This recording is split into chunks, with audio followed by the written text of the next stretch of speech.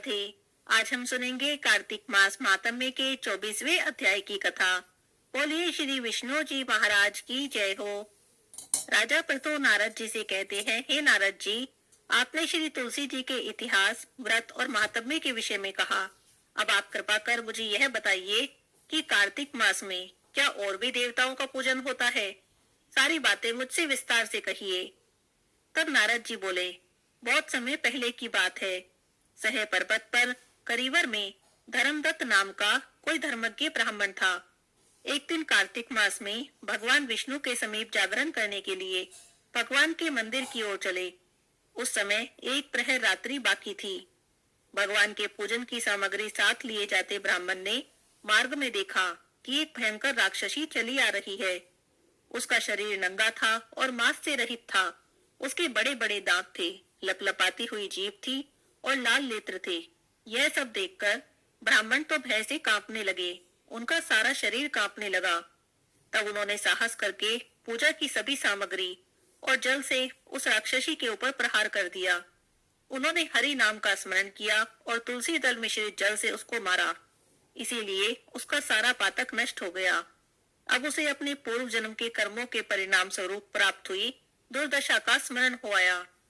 उसने ब्राह्मण को दंडवत प्रणाम किया और कहा, हे ब्राह्मण, मैं पूर्व जन्म के कर्मों के फल से इस दशा को पहुंची हूँ। आप बताइए मुझे किस प्रकार उत्तम गति प्राप्त होगी। जब धर्मदत्त ने उसे इस तरह से प्रणाम करते हुए देखा तो आश्चर्यचकित होते पूछा कि किस कर्म के फल से तुम इस दशा में पहुंची हो? तुम कहाँ की रहने वाली हो? तुम्हारा नाम क्या है? आचार व्यवहार कैसा है? सारी बातें मुझे बताओ। उस राक्षसी का नाम कलहा था। तब कलहा बोली, हे ब्राह्मण, मेरे पूर्व जन्म की बात है। सौराष्ट्र नगर में भिक्षु नाम के एक ब्राह्मण थे। मैं उनकी पत्नी थी। मेरा नाम कलहा था। मैं बड़े ही क्रूर स्वभाव की स्त्री थी। मैंने वचन से कभी भी अपने पति का भला नहीं किया, कभी उन्हें मीठा भोजन नहीं परोसा, सदा अपने स्वामी को धोखा देती रही। मुझे कलह विशेष प्रिय था, इसीलिए मेरे पति का मन सदा ही मुझसे उद्विग्न रहता था।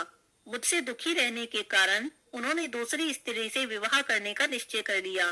तब मैंने विष खाकर अपने प्राण त्याग दिए। फिर यमराज के दूत आए और मुझे बांधकर पीटते हुए यमलोक में ले गए। वहां यमराज ने मुझे देखकर चित्रगुप्त से पूछा, हे चित्रगुप्त, देखो तो सही इसने कैसे कर्म किए हैं। जैसा इसका कर्म हो उसी के अनुसार यह शुभ और अशुभ फल प्राप्त करे। तब चित्रगुप्त ने कहा, इसका किया हुआ कोई भी कर्म शुभ नहीं है। यह स्वयं मिठाइयाँ खाती थी और अपने स्वामी को उसमें से कुछ भी नहीं देती थी। यह सदा ही अपने स्वामी से द्वेष करती थी। इसी कारण यह चमगादड़ी होकर रहे। सदा कलह में इसकी प्रवृत्ति रही है। इसीलिए यह विष्ठा भोजी शूकरी की योनि में रहे। जिस बर्तन में भोजन बनाया जाता है उसी में सदा अकेली खाया करती थी। उसी के दोष से अपनी ही संतान का भान करने वाली बिल्ली हो। इसने अपने पति को निमित्त बनाकर आत्मघात किया है। इसीलिए यह अत्यंत निंदनीय स्त्री प्रेत के शरीर में भी कुछ काल तक अकेली ही रहे। इसे यमदूतों द्वारा निर्जल प्रदेश में भेज देना चाहिए। वहां दीर्घ काल तक यह प्रेत के शरीर में निवास करे। उसके बाद यह पापिनी शेष 3 योनियों का भी उपभोग करेगी। तब कलहा ने कहा, हे विप्रवर, मैं वही पापिनी कलहा हूँ। इस प्रेत के शरीर में आए हुए मुझे 500 वर्ष बीत चुके हैं। मैं सदैव भूख और प्यास से पीड़ित रहती हूँ। एक बनिए के शरीर में प्रवेश करके मैं इस दक्षिण देश में कृष्णा और वेणी के संगम तक आई हूँ। जो ही संगम तट पर पहुंची त्यों ही भगवान शिव और विष्णु के पार्षदों ने मुझे बलपूर्वक बनिए के शरीर से दूर भगा दिया। तब से मैं भूख और कष्ट सहन कर रही हूँ और इधर उधर घूम रही हूँ। इतने में ही आपके ऊपर मेरी दृष्टि पड़ गई। आपके हाथ से तुलसी मिश्रित जल का संसर्ग पाकर अब मेरे सभी पाप नष्ट हो गए हैं। अब आप ही कोई उपाय कीजिए और बताइए कि मेरे इस शरीर से और भविष्य में होने वाली भयंकर 3 योनियों से मैं किस प्रकार मुक्त होंगी। कलहा का यह वचन सुनकर धर्मदत्त उसके पिछले कर्मों और वर्तमान अवस्था को देखकर बहुत दुखी हुए।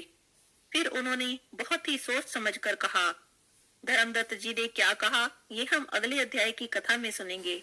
यहाँ पर 24वें अध्याय की कथा समाप्त होती है। बोलिए श्री विष्णु भगवान की जय हो। अब मैं आपको पथवारी माता की एक बिल्कुल नई कहानी सुनाती हूँ। किसी ने पूछा था कि पथवारी माता कौन होती है, पथवारी माता की पूजा कैसे शुरू हुई। तो आज मैं आपको एक कथा के माध्यम से बताती हूँ कि पथवारी माता कौन है और उनकी पूजा कैसे शुरू हुई। बोलिए पथवारी माता की जय हो। एक समय की बात है, भगवान सत्यनारायण और देवी सत्सई पूर्णिमा पृथ्वी पर आई। पृथ्वी पर विचरते हुए मानव कल्याण की बातें करने लगे। एक गांव से कुछ दूर जाकर एक निर्जन स्थान पर एक कुआं था और वहां पर एक शिला पर बैठ गए।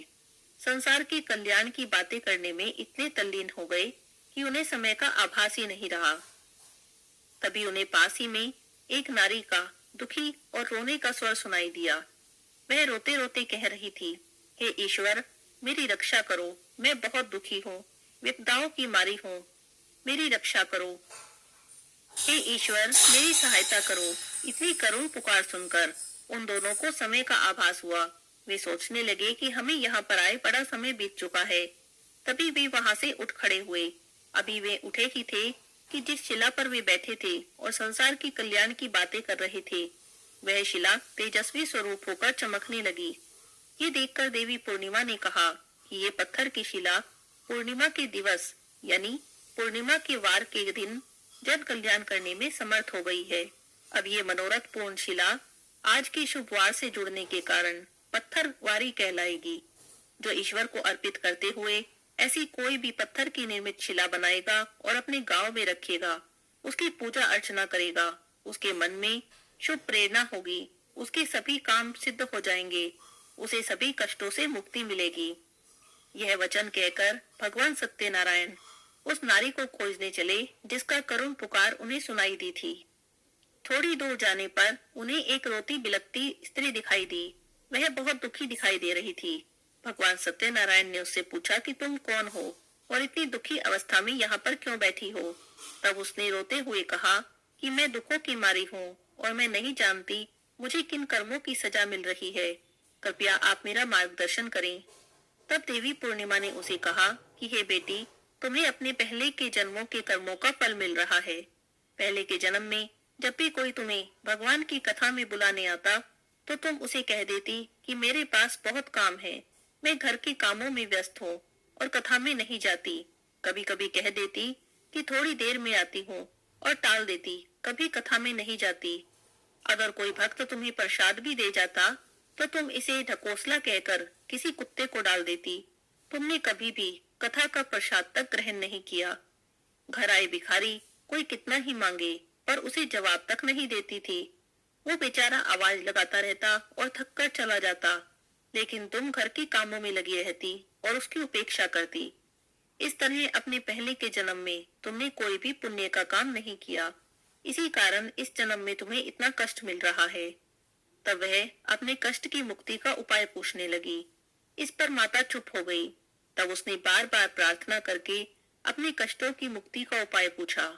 तब माता बोली कि तुम इस स्थान पर जिस पत्थर की शिला के पास बैठी हो, इसी स्थान पर रोज आना, तुमसे जो बन पड़े भोग लगाना और अपने बच्चों में प्रसाद के रूप में बांट देना, तो तुम्हारा पुण्य बढ़ता जाएगा और तुम पर कृपा होगी।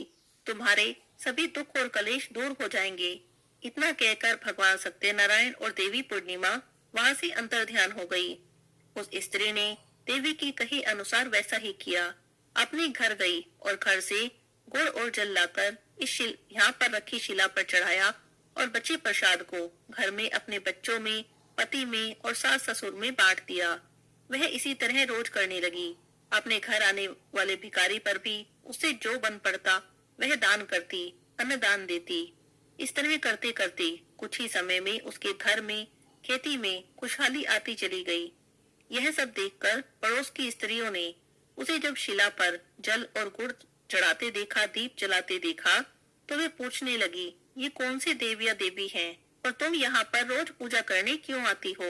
तब वह कहने लगी कि ये पथवारी माता है, इनकी पूजा करने से सभी दुख और कष्ट दूर हो जाते हैं और घर में सुख संपत्ति आती है। यह सब जानकर वे स्त्रियां भी पत्थर की शिला पर अपनी शक्ति के अनुसार पूजा करने लगी, प्रसाद बनाकर चढ़ाने लगी, जिसके फलस्वरूप सभी पर पथवारी माता की कृपा हुई। धीरे धीरे जब सभी के रिश्तेदार भी ये सब देखने लगे तो पथवारी देवी की महिमा प्रचारित होने लगी। फिर सब जगह पर पथवारी माता की पूजा होने लगी। देखा देखी दूसरे गांव के लोग भी अपने गांव से पत्थर लाकर पथवारी माता की शिला से छुआकर अपने गांव के चौराहों पर स्थापित करने लगे, ताकि आते जाते सदा ही पथवारी माता के दर्शन होते रहें। जब भी किसी यात्रा पर जाते तो पथवारी माता का आशीर्वाद लेकर जाते, ताकि उनकी यात्रा मंगलमय हो और उन्हें शुभ फल की प्राप्ति हो। हे पथवारी माता, सभी पर अपनी कृपा बनाए रखना, सभी को कष्टों से मुक्ति देना, सभी के घर में सुख संपत्ति देना। बोलिए पथवारी माता की जय हो। अब हम सुनेंगे कार्तिक मास में सुनी जाने वाली चटक बिंदा की कहानी। बोलिए विंदायक जी महाराज की जय हो। एक भाई बहन थे। बहन कार्तिक के महीने में व्रत करती थी, सभी देवताओं का पूजन करती थी, लेकिन उसने कभी भी चटक बिंदा की पूजा नहीं की थी। चटक बिंदा की पूजा के नाम से आसन झाड़कर उठकर बैठ जाती थी। इस पर चटक बिंदा भगवान नाराज हो गए और कहने लगे कि मैं तो इसको दोष लगाऊंगा और पातक लगाऊंगा। अब तो चटक बिंदा महाराज ने एक आदमी का वेश बनाया और रात के समय बहन के कमरे की तरफ आए और उसके बिस्तर के चारों तरफ चक्कर लगाते जाते और पान की पीक थूकते जाते। मिठाई खाकर उसका दोना उसके बिस्तर के पास ही रख जाते। इस तरह से चटक बिंदा महाराज रोज आदमी के वेश में बहन के कमरे में आने लगे। एक दिन भाभी सफाई कर रही थी, तब उसने देखा कि पलंग के पास पान की पीक थूकी पड़ी है और मिठाई के खाली दोने पड़े हैं। भाभी का माथा ठनका। वो तो भागी भागी गई अपने पति के पास और बोली, वैसे तो तुम्हारी बहन बहुत पूजा पाठ वाली बनती है, बहुत संस्कारी बनती है, वैसे रात को उसके पास आदमी आते हैं। भाई को तो ये बात सुनकर बड़ा गुस्सा आया। वह बोला कि मेरी बहन तो बहुत पूजा पाठ वाली है, उसके बारे में ऐसी बातें मत करो। तब भाभी बोली, हाँ हाँ देखी है तुम्हारी बहन, जाकर कमरे में देखो क्या हाल हो रहा है। तब वह कहने लगा कि मेरी बहन के बारे में कुछ भी उल्टा सीधा मत कहो, मेरी बहन तो पान के पत्तों से भी हल्की है, चाहे तो तुलवा कर देख लो। अब बहन को तुलवाया गया, लेकिन वह इतनी भारी हो गई कि बहुत सारे पान के पत्ते चढ़ा दिए, पर फिर भी वह तुली नहीं। अब तो भाई को भी बड़ा गुस्सा आने लगा। भाई ने रात में क्या किया कि छुपकर कमरे में बैठ गया और देखने लगा। थोड़ी देर में आधी रात में उसने देखा कि एक आदमी आया, बहन के पलंग के चारों तरफ चक्कर लगाने लगा। पान खा रखा था, पीक वहीं थूक दी, मिठाई खाई और दोना वहीं फेंक दिया और जाने लगा। जब वह जाने लगा तो भाई ने उसे पकड़ लिया। बोला, तू कौन है? तो वह बोला कि मैं तो चटक बिंदा हूँ। तब भाई ने पूछा कि तुम यहाँ क्या करने आए हो मेरी बहन के कमरे में? तो वह कहने लगा, तुम्हारी बहन को दोष लगाने आया हूँ। तेरी बहन कार्तिक का व्रत करती है, कार्तिक में पूजा करती है, सभी देवी देवताओं का पूजन करती है, पर मेरा नाम भी नहीं लेती। मेरा नाम ले से तो आसन झाड़कर उठकर बैठ जाती है। तो मैं उसको दोष लगाने आया हूँ, उसको पातक लगाने आया हूँ। अब तो भाई पैरों में गिर गया, हाथ पैर जोड़ने लगा और पूछने लगा कि बताओ मेरी बहन का ये दोष, ये पाप कैसे दूर होगा? तब चटक बिंदा महाराज बोले कि तुम दोनों बहन भाई तीर्थ करने जाना, एक साथ जाना। तुम्हें एक साथ देखकर लोग तरह तरह की बातें करेंगे। कोई कहेगा भाई बहन है, कोई कहेगा पति पत्नी है, कोई कहेगा भगा कर लाया है। उनको दोष लगता जाएगा और तुम्हारी बहन का दोष उतरता जाएगा। आगे जाओगे तो एक कुआं मिलेगा, उस कुएं से तुम्हें कच्चे धागे से पानी खींचना है। बहन खींचेगी तो तुम्हें नहलाएगी, तुम खींचोगे तो बहन को नहलाओगे। अगर सूत नहीं टूटा तो समझ लेना तुम्हारे दोष उतर रहे हैं। आगे जाओगे तो एक गैया मिलेगी, उसको बच्चा होने वाला होगा, बहुत दर्द हो रहा होगा, लेकिन कोई भी उसकी मदद नहीं कर पा रहा होगा। तुम दोनों बहन भाई उसको हाथ लगाना, अगर उसकी बच्चा हो गया तो समझना तुम्हारे दोष उतर रहे हैं। तीर्थ पर जाओगे तो वहां के पट बंद मिलेंगे, पट किसी से भी खुल नहीं रहे होंगे। सभी लोहार बढ़ई सभी कोशिश करके थक जाएंगे, तब तुम दोनों बहन भाई अपने हाथ लगाना। अगर धक्का मारने से पट खुल गए तो सोचना तुम्हारे दोष उतर गए। अब तो दोनों बहन भाई तीर्थ करने चल दिए। चलते चलते लोग तरह तरह की बातें करने लगे। कोई कहता पति पत्नी है, कोई कहता भाई बहन है, कोई कहता ये लगता है भगा कर लाया है। इस तरह उनके दोष उतरते रहे, लोगों पर चढ़ते रहे। अब आगे गए, कुआं मिला, दोनों ने कच्चे सूत से पानी खींचा, एक दूसरे को नहलाया। तो बहन कहने लगी, भाई लगता है हमारे पाप नष्ट हो रहे हैं। थोड़ा आगे चले तो एक गाय तड़प रही थी, कष्ट से व्याकुल हो रही थी। भीड़ जमा थी तो उन्होंने पूछा क्या हो रहा है। तब सब लोग कहने लगे कि एक गैया तड़प रही है, कोई भी वैद हकीम का उसका काम नहीं हो रहा। तो वे कहने लगे कि लाओ हम देखें। तो सभी लोग हंसने लगे कि इतने सारे वैद हकीम लगे हैं, उनसे तो कुछ हुआ नहीं, ये दोनों बालक कुछ करेंगे। फिर भी दोनों ने गाय के पेट पर हाथ लगाया। जैसे ही हाथ लगाया उसके बछड़ा हो गया, गाय का कष्ट दूर हो गया। तो सभी लोग उनकी प्रशंसा करने लगे। आगे गए तो तीर्थ के पट बंद मिले। सभी लोग खोलने की कोशिश कर रहे थे। खूब बड़े बड़े पहलवान, मोटे मोटे पहलवान खड़े थे, धक्का मार रहे थे। बुहार बड़ाई सब हार चुके थे। तब वे दोनों बोले कि लाओ हम कोशिश कर ले। तो फिर सब लोग हंसने लगे, बोले इतने बड़े बड़े पहलवानों के धक्के से तो खुल नहीं रहा, ये बालक खोलेंगे। फिर भी दोनों गए, दोनों ने हाथ लगाया, जरा सा धक्का मारा तो तीर्थ के किवाड़ खुल गए। तो बहन बोली कि भाई हमारे सभी पाप नष्ट हो गए।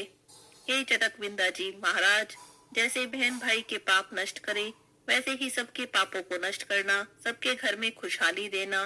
बोलिए चटक बिंदा महाराज की जय हो। कार्तिक के महीने में सुनी जाने वाली नित्य नेम की सीता माता की कहानी। राम आए लक्ष्मण आए, देश के पुजारी आए, निता नेम का नेम लाए, आओ राम बैठो राम, माखन मिश्री खाओ राम, दूध बताशा पियो राम, सूत के पलका पोटो राम, शाल दुशाला ओढ़ो राम, राम संवारे सबके काम, खाली घर भंडार भरेंगे, सबका बेड़ा पार करेंगे। श्री राम जय राम जय जय राम, श्री राम जय राम जय जय राम। सीता माता कहानी कहती थी और श्री राम सुनते थे। एक दिन भगवान राम को किसी काम से बाहर जाना पड़ गया। तो सीता माता कहने लगी कि भगवान, मेरा तो 12 वर्ष का नित्यनेम है, मैं अपनी कहानी किसे सुनाऊंगी। तब भगवान बोले, ऐसा करना, कुएं की पाल पर जाकर बैठ जाना, औरतें पानी भरने आएंगी तो तुम्हारी कहानी भी सुन लेंगी। बोली अच्छा। सीता माता कुएं पर जाकर बैठ गई। एक बहू आई, रेशम जरी की साड़ी पहन रखी थी, सोने का घड़ा ले रखा था। तो सीता माता कहने लगी कि बहन, मेरा 12 वर्ष का नित्यनेम सुन ले। तब बहू बोली कि मैं तेरा 12 वर्ष का नित्यनेम सुनूंगी तो मुझे देर हो जाएगी, घर जाने पर सास लड़ेगी। उसने कहानी नहीं सुनी। घर आई तो रेशम जरी की साड़ी फट गई, सोने का घड़ा मिट्टी का हो गया। सास कहने लगी कि बहू, किसका दोष सिर ले आई। तब बहू बोली, सासू जी दोष क्या, कुएं पर एक औरत बैठी थी, कह रही थी मेरी कहानी सुन ले, मैंने नहीं सुनी तो ऐसा हो गया। अगले दिन सास वही साड़ी पहन कर गई और वही घड़ा ले गई। सीता माता कुएं पर बैठी पाई, कहने लगी मेरी कहानी सुन ले। तो सास बोली, कहानी एक बार छोड़ 4 बार सुनो। तब सीता माता कहानी कहने लगी।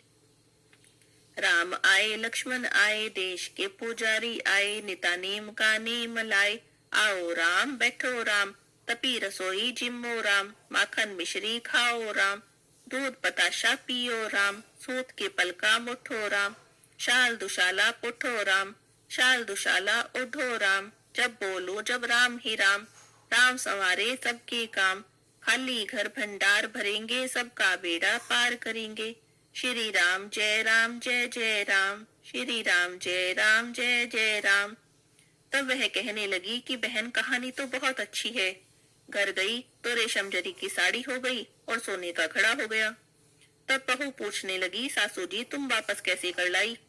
तब सास ने कहा, बहू तू दोष लगा आई थी और मैं दोष उतार आई हूँ। ऐसी वो कौन थी। वो सीता माता थी, पुराने से नया कर देती है, खाली घर भंडार भर देती है, लक्ष्मी जी का वास कर दे और जो भी मन में इच्छा हो उसे पूरी कर देती है। अच्छा सासू जी, ऐसी कहानी तो मुझे भी सुना दो। ले भाई तू भी सुन ले। अब सास ने कहानी कही, बहू ने सुनी। राम आए लक्ष्मण आए, देश के पुजारी आए, नित नेम का नेम लाए, आओ राम बैठो राम, तपी रसोई जिम्मो राम, माखन मिश्री खाओ राम, दूध बताशा पियो राम, सूत के पलका मुठो राम, शाल दुशाला पुठो राम, शाल दुशाला ओढ़ो राम, जब बोलो जब राम ही राम, राम संवारे सबके काम, खाली घर भंडार भरेंगे, सबका बेड़ा पार करेंगे। श्री राम जय जय राम, श्री राम जय जय राम। बहू ने कहा, सासू जी कहानी तो बहुत अच्छी है। तब सास कहने लगी, बहू अच्छी है तो रोज कह लिया करेंगे। अब सास बहू नहाती, पूजा पाठ करती, नितनेम की सीता माता की कहानी कहती। एक दिन उनकी पड़ोसन आई, कहने लगी, बहन जरा आँच दे दे। तब वे कहने लगी कि अभी हमने आँच नहीं जलाई। तब वह बोली, तुम 4 बजे से उठी हो, क्या कर रही हो? तब वे कहने लगी, हम नहाए धोए पूजा पाठ करते, सीता माता की कहानी कहते। पड़ोसन ने पूछा, इससे क्या होता है? तब वह कहने लगी कि सीता माता की कहानी कहने से अटूट भंडारे भर जाते हैं, सारे कारज सिद्ध हो जाते हैं। तब पड़ोसन कहने लगी कि ऐसी कहानी तो मुझे भी सुना दो। तब सास कहानी कहने लगी, पड़ोसन सुनने लगी। राम आए लक्ष्मण आए, देश के पुजारी आए, नित नेम का नेम लाए। आओ राम बैठो राम, तपी रसोई जिम्मो राम, माखन मिश्री खाओ राम, दूध बताशा पियो राम, सूत के फल का मुठो राम, शाल दुशाला पुठो राम, शाल दुशाला ओढ़ो राम। जब बोलो जब राम ही राम, राम सवारे सबके काम, खाली घर भंडार भरेंगे, सबका बेड़ा पार करेंगे। श्री राम जय जय राम, श्री राम जय जय राम। तब पड़ोसन कहने लगी कि बहन कहानी तो बहुत ही अच्छी है। अब पड़ोसन भी नितनेम की सीता माता की कहानी कहने लगी। सीता माता ने उसके भी भंडारे भर दिए। हे मेरी सीता माता, जैसे उन सबके भंडारे भरे, सबके भरना। लक्ष्मी का वास हो, अन्नपूर्णा का वास हो। बोलो सीता माता की जय। जय श्री राम जय श्री राम जय श्री राम। अब आपको सुनाती हूँ आड़ी बाड़ी की छोटी कहानी। सभी कथा कहानी के बाद आड़ी बाड़ी की कहानी सुनते हैं, और अगर आड़ी बाड़ी की कहानी ना सुने तो कभी भी किसी कथा कहानी का फल नहीं मिलता। तो सुनते हैं आड़ी बाड़ी की कहानी। आड़ी बाड़ी सोना की बाड़ी, जी में बैठी कान कुमारी। कान कुमारी कई कई मांगे, 36 करोड़ की देवता मांगे।